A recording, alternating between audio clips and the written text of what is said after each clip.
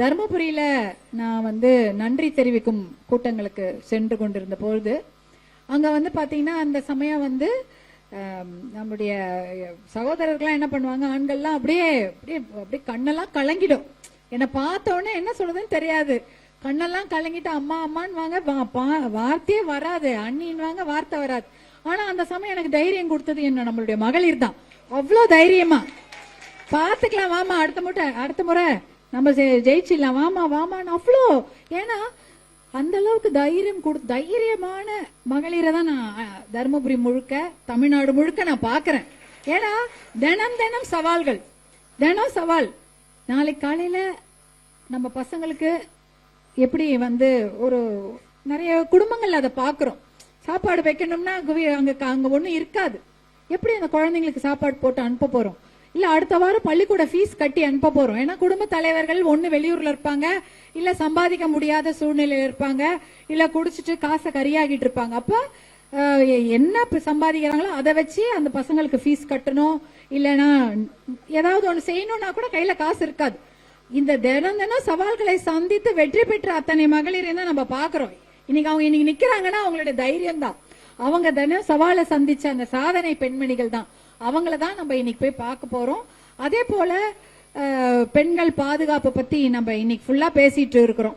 அந்த பெண்கள் பாதுகாப்பை உறுதி செய்ய வேண்டிய அந்த போதை பழக்கம், அந்த மது பழக்கத்தை தமிழ்நாட்டை விட்டு ஒழிக்க வேண்டும் என்பதற்காக தான் மறுபடியும் அவங்கள போய் நம்ம பார்க்க போறோம். அதே போல நான் ஒரு கூட்டத்துக்கு போயிருந்தேன் தர்மபுரியில. நான் எல்லா ஊர்லயும் கூட்டம் போயிருந்தேன். நான் தர்மபுரியில நிறைய கூட்டம் போனதுனால அதை நான் உங்களுக்கு எக்ஸாம்பிளா சொல்றேன். அந்த கூட்டத்துல நான் போயிட்டு வரும்பொழுது பயங்கர கூட்டம், அங்க முழுக்க அவ்வளோ என்ன விடவே இல்லை. 1 மணி நேரம் ஆச்சு. அடுத்த ஊர்ல நான் காத்துட்டு இருக்காங்கன்னா, இல்ல நீங்க இங்க இருந்துதான் ஆகணும்னு பாட்டு, அப்புறம் நடனம், கவிதை எல்லாம் வாசிச்சுட்டு பேசிட்டு அவ்வளோ எழுச்சியாக இருந்தது. கிளம்பி போகும்போது ஒரு இளம் பெண் என்னை தனியா கூப்பிட்டு சொல்றாங்க, அம்மா இன்னைக்கு இவ்வளவு கூட்டம் வந்துச்சு, இவ்வளவு நல்லா பேசிட்டு போறாங்க, ஆனா நீங்க பாருங்க கண்டிப்பா எலெக்ஷன் போது, தேர்தல் போது ஒரு சிலர் எப்படியாவது பெண்கள் தாமா மாறுறாங்க அப்படின்னாங்க. இந்த வார்த்தை அவங்க என்கிட்ட சொன்னாங்க.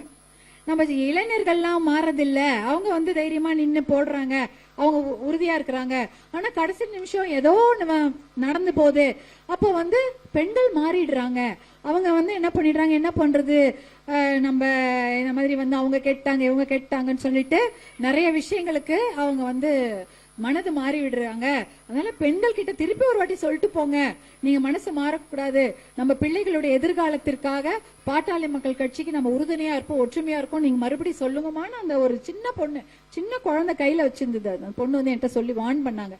ஆனா அந்த அப்புறம் நான் என்ன பண்ணேன், எலெக்ஷன் தேர்தல் முடிந்தவொடனே நான் அந்த ஊருடைய அந்த எடுத்து பார்த்தா இருக்குது.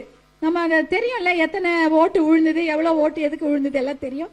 எடுத்து பார்த்து நான் அங்க ஒன்றிய செயலாளர், கிளை பொறுப்பு எல்லாத்தையும் கேட்கறேன். அவங்களுக்கே தெரியலங்கிறாங்க. சொல்றாங்க, அம்மா இந்த ஊர்ல இப்படி நடக்கும்னு நாங்க எதிர்பார்க்கல, எங்களுக்கே தெரியல அப்படின்றாங்க. அதனால அப்ப நம்ம யாரை போய் பார்க்கணும்? அவங்களுக்கு தெரியாம தானே இதை செய்யறாங்க. அவங்க நல்ல தெளிவான பெண்களா தான் இருக்கிறாங்க. ஆனா அந்த சமயம் வரும்பொழுது அவங்களுக்கு வந்து அந்த ஒற்றுமையோ இல்ல ஏதோ ஒரு விஷயம் அவங்களை தடுத்துருது. அந்த விஷயத்த நம்ம அவங்களுக்கு தெளிவுபடுத்தணும், உறுதியாக இருக்கணும்.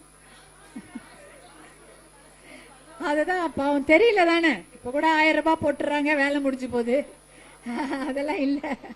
அதனால இன்னைக்கு அதனால என்ன பிரயோஜனம்னு அவங்களுக்கு தெரியவே இல்லை. அதே விஷயத்த நம்ம தெளிவுபடுத்தணும். அது எப்படி அது செலவாகுது அப்படின்ற விஷயத்த அவங்களுக்கு நம்ம சொல்லணும். 1000 ரூபாவோ 500 ரூபாவோ அது வந்து எத்தனை நாளைக்கு அவங்களுக்கு துணைக்கு வரப்போகுது, நம்மளுடைய நல்ல திட்டங்கள் தான் அவங்களுக்கு துணைக்கு வரப்போகுதுன்ற விஷயத்த அவங்களுக்கு நம்ம தெளிவுபடுத்தணும்.